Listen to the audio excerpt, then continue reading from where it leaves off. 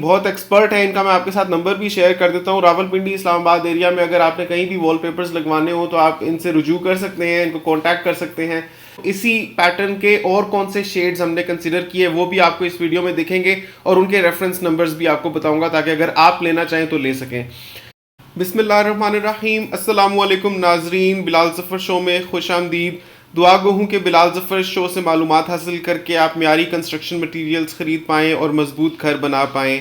नाजरीन, घर जब मुकम्मल होता है, जब उसका ग्रे स्ट्रक्चर फिनिश हो जाता है, उसके बाद फिनिशिंग स्टेज आती है, तो एक चीज़ जिसका बहुत ज़्यादा रिवाज है पाकिस्तानी रेजिडेंशियल कंस्ट्रक्शन में, वो वॉलपेपर्स का इस्तेमाल है। आज की वीडियो बहुत ख़ास है क्योंकि आज की वीडियो में आपको मैं ना सिर्फ वॉलपेपर लगाना सिखाऊंगा बल्कि उसके बारे में पूरी डिटेल्स फराहम करूंगा। उसकी कॉस्ट का आपको पता चलेगा, बेस्ट टिप्स पता चलेंगी जिससे सही वॉलपेपर लगता है, क्योंकि अदरवाइज अगर अच्छे तरीके से ना लगाया जाए तो खूबसूरत की बजाय बदसूरत लगने लग पड़ता है। तो उन टिप्स का आप ख्याल रखेंगे तो आपका वॉलपेपर बहुत खूबसूरत लगेगा। और ये वीडियो इस वजह से भी खास है क्योंकि ये वो वॉलपेपर है जो मैंने अपने मास्टर बेडरूम में लगाया हुआ है। मैंने और हिना बिलाल दोनों ने मिलकर इसको बहुत पसंद किया और फिर ये मार्केट में शॉर्ट था, हमने स्पेशली कहीं और से इसको मंगवाया, इंपोर्ट करवाया। इसका रेफरेंस नंबर भी मैं आपको दे दूंगा ताकि जिस बुक में से है अगर आप लेना चाहें तो उस बुक का, इस वॉलपेपर का रेफरेंस नंबर पता हो। साथ ही साथ आपको मैं बताऊंगा कि इस वॉलपेपर को लगाते हुए जब हम चॉइस कर रहे थे, जब हम डिसाइड कर रहे थे कि कौन सा वॉलपेपर लगाएं, तो इसी पैटर्न के और कौन से शेड्स हमने कंसीडर किए वो भी आपको इस वीडियो में दिखेंगे और उनके रेफरेंस नंबर्स भी आपको बताऊंगा ताकि अगर आप लेना चाहें तो ले सकें। घर बना रहे हैं तो नए और म्यारी कंस्ट्रक्शन मटेरियल्स के बारे में जानना तो लाजमी है। साथ ही साथ सिविल इंजीनियर से कंस्ट्रक्शन टिप्स लेना भी जरूरी है, इसीलिए बिलाल ज़फ़र शो को सब्सक्राइब कीजिए। तो नाजरीन, चलें वीडियो शुरू करते हैं। सबसे पहले मैं आपको ये वाजे कर देता हूँ कि ये वॉलपेपर कोरियन वॉलपेपर है। दो तरह के वॉलपेपर्स मार्केट में होते हैं, एक चाइनीज़ वॉलपेपर होता है और एक कोरियन वॉलपेपर होता है। कोरियन वॉलपेपर चाइनीज़ वॉलपेपर से ज़्यादा मोटा होता है, थिक होता है, ज़्यादा मजबूत होता है और उसकी चौड़ाई भी ज़्यादा होती है। यानी चाइनीज़ वॉलपेपर की चौड़ाई होती है 21 इंच, जबकि कोरियन वॉलपेपर की चौड़ाई होती है 42 इंच यानी 3.5 फुट। तो जब इसकी चौड़ाई ज़्यादा होती है तो जॉइंट्स कम से कम आते हैं। एक वॉल, जैसे मेरी जो वॉल है, जो मास्टर बेडरूम की वॉल 14 फुट बाय 11 फुट की है, उस पे इसके 3 रोल्स लग रहे हैं। इनकी चौड़ाई ज़्यादा है हर रोल की, तो मिनिमम जॉइंट्स आएंगे, 2 से 3 जॉइंट्स आएंगे। लेकिन अगर मैं चाइनीज़ वॉल पेपर लगवाऊंगा तो हर 21 इंच के बाद जॉइंट आएगा। तो जॉइंट को जोड़ना आपस में टेक्निकल होता है, बहुत ध्यान से जोड़ने की ज़रूरत होती है ताकि पैटर्न्स आपस में एग्जैक्टली मैच हो, कहीं से डिसरप्शन ना हो और ऐसी खूबसूरत लुक आए कि पता ना लगे कि जोड़ हैं भी कहीं पे। तो क्योंकि चाइनीज़ में जोड़ ही ज़्यादा होते हैं तो उसमें ध्यान रखना बहुत ज़्यादा ज़रूरी होता है। और भी मैंने कई जगहों पर चाइनीज़ भी लगवाए हैं, कई जगह पर कोरियन भी लगवाए हैं, बट ऑनेस्टली जो कोरियन वॉलपेपर की बात है वो चाइनीज़ की बात नहीं है। स्पेशली इस वजह से भी क्योंकि वक्त के साथ थोड़े थोड़े इनके कॉर्नर्स अगर अच्छी तरह से ग्लू ना लगाई हुई हो तो उखड़ना भी शुरू हो जाते हैं, तो साफ पता चलता है दूर से कि कहाँ पर जॉइंट्स हैं। तो ऐसा नहीं होना चाहिए। तो एक तो आपको बेस्ट टिप दूंगा कि आप कोरियन वॉलपेपर खरीदने की कोशिश करें, थोड़ा महंगा मिलेगा। जैसे ये वाला वॉलपेपर जो आप देख रहे हैं, ये मुझे 4000 रुपए का एक रोल मिला, 3 रोल्स लगे, टोटल 12,000 खर्चा आया, लेकिन वेस्टेज नहीं हुई थी क्योंकि जो वॉलपेपर बचा था, क्योंकि जाहिर है इस वॉल पर तो 3 लगे हैं लेकिन उनमें से कुछ वॉलपेपर बच गया था, तो उसको मैंने डिस्कार्ड नहीं किया बल्कि साथ वाले रूम की एक वॉल पर लगवा लिया जिसका हिस्सा ही छोटा था। तो आपको मैं वो भी इस वीडियो में दिखाने वाला हूँ कि वो कितनी खूबसूरत लग रही है बचे हुए वॉलपेपर के साथ। ऐसे लगता है कि उसके लिए स्पेशली सेपरेटली मंगवाया गया था, इतनी खूबसूरत वो लगती है। तो वो भी मैं आपको आज की इस वीडियो में दिखाऊंगा। तो सबसे पहली टिप ये है कि वॉलपेपर लगाते हुए आपने खाली गम का इस्तेमाल नहीं करना बल्कि उसमें ग्लू भी मिक्स करनी है। जैसे ये वॉलपेपर लगाने वाले भाई बहुत एक्सपर्ट हैं, इनका मैं आपके साथ नंबर भी शेयर कर देता हूँ। रावलपिंडी इस्लामाबाद एरिया में अगर आपने कहीं भी वॉलपेपर्स लगवाने हो तो आप इनसे रुजू कर सकते हैं, इनको कांटेक्ट कर सकते हैं।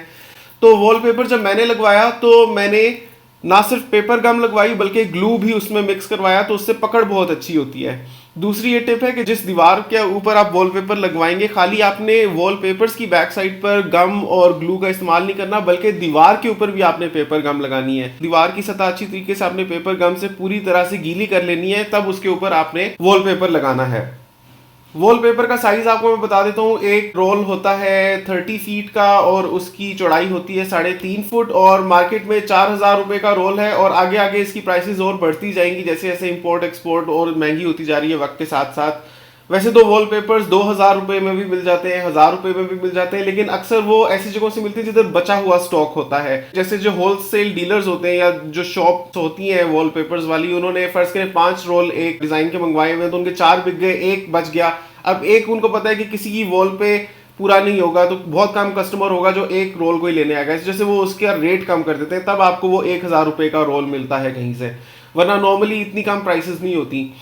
एनीवे ये वाला तो बहुत टॉप क्वालिटी का वॉलपेपर है। मैंने और हिना ने इसको बहुत ढूंढ के सर्च करके इसको इंपोर्ट करवा के लगवाया है। तो ये बहरहाल 4000 रुपये का रोल है। तो सबसे पहले आप देखें कि कैसे इसकी तैयारी की जाती है कि हर रोल को खोलकर उसकी बैक साइड पर पेपर गम और ग्लू लगाया जाता है। उसके बाद उसको रोल करके ऐसे छोड़ देते हैं थोड़ी देर के लिए सेट होने के लिए। फिर कमरे में जिस सतह के ऊपर आपने, जिस वॉल के ऊपर आपने वॉलपेपर लगाना होता है, पहले उसके ऊपर अच्छी तरह से पेपर गम लगाया जाता है और फिर उसके ऊपर एक एक करके सारी वॉलपेपर्स लगाए जाते हैं। खास तौर पर इस चीज़ का ध्यान रखना है कि अगर आपका मोटिव बना हुआ है वॉलपेपर के ऊपर, तो 2 रोल्स का मोटिव जॉइंट से ऐसे मिले कि पता ना चले कि वहाँ पर जॉइंट है। जैसे कि ये अब्दुल माजिद साहब ने इतनी खूबसूरती और कमाल महारत के साथ लगाया है कि कहीं से जोड़ पहचाना नहीं जा रहा।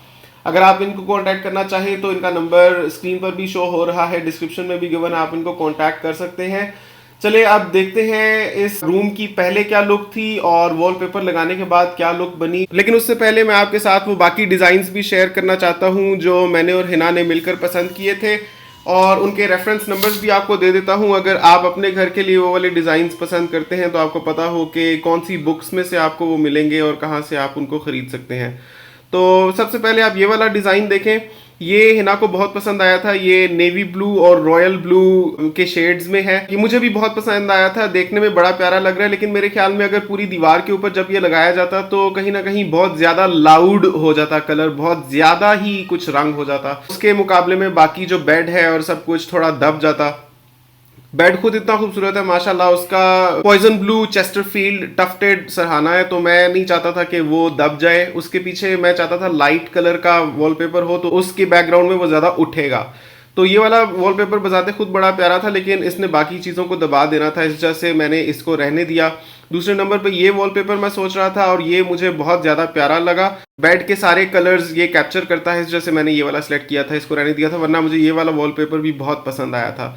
अगर आप भी अपने लिविंग रूम में, ड्राइंग रूम में कहीं भी ये वाला लगवाना चाहें तो आप लगवा सकते हैं। और ये वाला वो है जो हमने पसंद किया था। फिर एक ये था, लेकिन ये मुझे काफ़ी सादा लग रहा था। वैसे अच्छा लग रहा था कलर कॉम्बिनेशन, लेकिन काफ़ी सिंपल था, इस वजह से इसको मैंने रहने दिया। चलें अब मैं आपको दिखाता हूँ फिनिश्ड लुक। ये व्यूअर्स, पहले दीवार ऐसी थी, फिर इन्होंने ये लगाना शुरू किया और अब आप देखें ये फिनिश्ड लुक।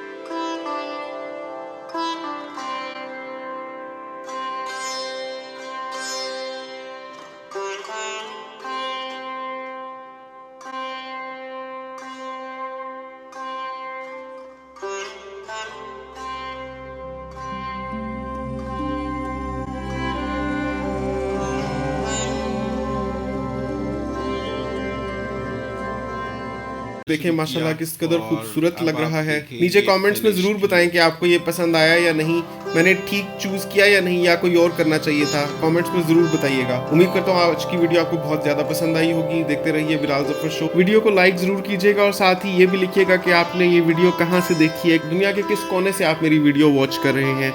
देखते रहिए बिलाल ज़फ़र शो। आपसे मिलता हूँ अगली वीडियो में, तब तक के लिए अल्लाह हाफिज़।